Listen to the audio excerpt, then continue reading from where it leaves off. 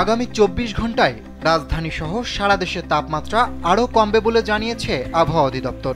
সোমবার সকালে আবহাওয়ার পূর্বাভাসে এ তথ্য জানানো হয়েছে। বলা হয়েছে, মঙ্গলবার সকাল 9টা পর্যন্ত অস্থায়ীভাবে আংশিক মেঘলা আকাশসহ সারা দেশের আবহাওয়া শুষ্ক থাকতে পারে। পাশাপাশি ভোরের দিকে সারা দেশের কোথাও কোথাও হালকা কুয়াশা পড়তে পারে।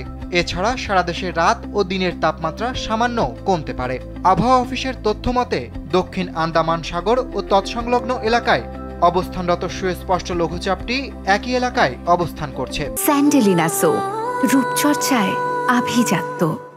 এটি পশ্চিম উত্তর পশ্চিম দিকে অগ্রসর ও আরও ঘনীভূত হতে পারে।